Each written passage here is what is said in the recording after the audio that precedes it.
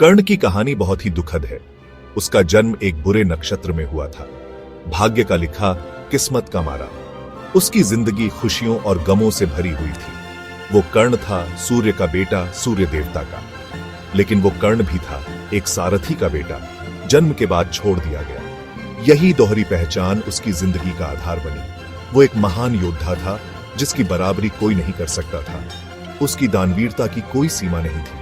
फिर भी वो अपने जन्म के हालातों का शिकार था। वो चाहता था कि उसे स्वीकार किया जाए। वो उस पहचान का भूखा था जिसका वो हकदार था। लेकिन समाज की जाति व्यवस्था उसके रास्ते का सबसे बड़ा रोड़ा थी। कुंती, एक युवा राजकुमारी, एक मुश्किल में फंस गई थी। उसे ऋषि दुर्वासा ने एक वरदान दिया था। इस वरदान से वो किसी भी देवता को बुला सकती थी और उसका बच्चा पैदा कर सकती थी। अपनी जवानी की उत्सुकता में उसने सूर्य देवता को बुलाया। सूर्य देवता उसके सामने प्रकट हुए और उसे एक बेटा हुआ। लेकिन मां बनने की खुशी ज्यादा दिन तक नहीं रही। अविवाहित होने और समाज के तानों से डरकर कुंती ने एक बहुत ही मुश्किल फैसला लिया, अपने बच्चे को छोड़ने का। उसने बच्चे को एक टोकरी में रखा और उसे नदी में बहा दिया, उसकी सुरक्षा की प्रार्थना करते हुए। नदी उसे बहा ले गई। मां और बेटे को अलग कर दिया। ये एक राज था जो वो जिंदगी भर अपने साथ रखेगी। उस टोकरी को, जिसमें कर्ण था, अधिरथ नाम के एक सारथी और उसकी पत्नी राधा ने देखा। उनके कोई बच्चे नहीं थे और उन्होंने इसे ईश्वर का आशीर्वाद समझा। उन्होंने बच्चे का नाम वसुसेन रखा और उसे अपने बच्चे की तरह पाला। बचपन से ही कर्ण ने असाधारण ताकत और कौशल दिखाया। वो निडर और दृढ़ था। वो युद्ध कला सीखना चाहता था। वो हथियार चलाने और अपनी योग्यता साबित करने का सपना देखता था। लेकिन लगता था किस्मत को कुछ और ही मंजूर था। कर्ण के असली वंश का रहस्य बना रहा। उसे सूत पुत्र के रूप में पाला गया, एक सारथी का बेटा। इस जाति भेद ने उसे युद्ध प्रशिक्षण प्राप्त करने से रोक दिया। अपने कौशल को निखारने के अवसर से वंचित कर्ण की निराशा बढ़ती गई। वो कुरु राजकुमारों के पूजनीय गुरु द्रोणाचार्य के पास गया। वो सर्वश्रेष्ठ से सीखना चाहता था।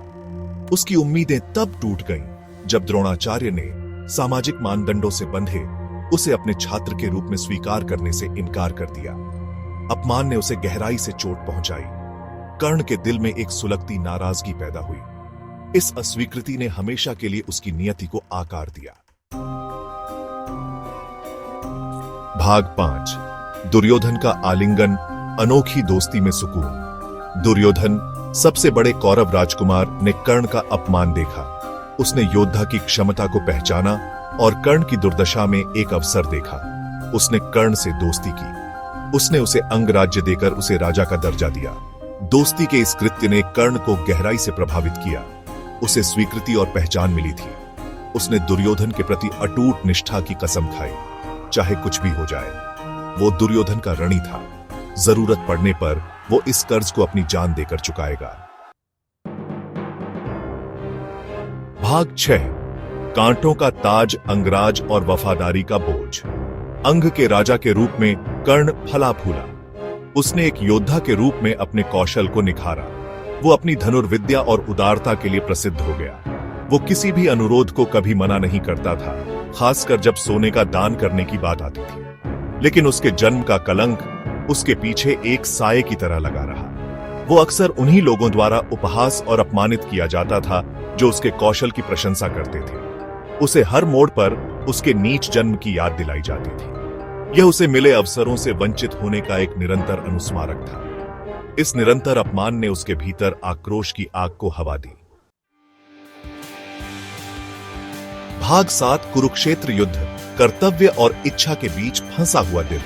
युद्ध की अनिवार्यता मंडरा रही थी। पांडव कर्ण के अपने भाई विरोधी पक्ष में थे। उसने खुद को अपने ही खून के खिलाफ लड़ते हुए पाया। वो दुर्योधन के प्रति अपनी वफादारी और अपने वंश की सच्चाई के बीच फटा हुआ था। उसका विवेक उसके भीतर क्रोधित था। वो जानता था कि पांडव धर्मी है। उसने दुर्योधन के कार्यों के अन्याय को पहचाना। फिर भी वो अपनी शपथ से बंधा हुआ महसूस कर रहा था। वो दुर्योधन के लिए लड़ेगा, भले ही इसका मतलब अपने ही भाइयों के खिलाफ लड़ना हो, भले ही इसका मतलब सही के खिलाफ लड़ना हो। भाग 8। एक नायक का पतन। भाग्य और चुनाव द्वारा मुहरबंद एक भाग्य। कुरुक्षेत्र के युद्ध के मैदान में कर्ण ने बेजोड़ वीरता से लड़ाई लड़ी। वो प्रकृति का एक बल था, अजेय और उग्र। उसने अपने छोटे भाई अर्जुन का सामना एक ऐसे द्वंद्व युद्ध में किया जो युद्ध के भाग्य का फैसला करेगा। लेकिन भाग्य ने उसके खिलाफ साजिश रची थी। दुर्भाग्यपूर्ण घटनाओं और श्रापों की एक श्रृंखला ने उसे असुरक्षित छोड़ दिया। वो युद्ध में गिर गया। उसका जीवन उसी भाई ने छोटा कर दिया जिसे वो अपना कहना चाहता था। उसकी मृत्यु ने युद्ध में एक महत्वपूर्ण मोड़ ला दिया। भाग 9। निष्कर्ष। कर्ण की विरासत, त्रासदी और वीरता की गाथा। कर्ण का जीवन शेक्सपियर के समान एक त्रासदी थी। वो परिस्थितियों का शिकार था, भाग्य के खेल में एक मोहरा। वो एक ऐसा नायक था जिसे उसके सही स्थान से वंचित कर दिया गया था, एक योद्धा जिसे उसके जन्म की दुर्घटना के लिए निंदा की गई थी। फिर भी उसने अपनी चुनौतियों का सामना साहस और सम्मान के साथ किया। वो अपने वचन पर खरा रहा, तब भी जब इसका मतलब अपनी खुशी कुर्बान करना था। उसकी कहानी एक कालातीत अनुस्मारक है कि विपरीत परिस्थितियों में भी महानता खिल सकती है। कर्ण का जीवन हालांकि संक्षिप्त और उथल-पुथल भरा, निष्ठा, दोस्ती और अटूट साहस के अपने संदेश के साथ पीढ़ियों को प्रेरित करता रहता है। वो महाभारत का एक अभिन्न अंग बना हुआ है। उसकी कहानी हमेशा के लिए समय के इतिहास में अंकित है।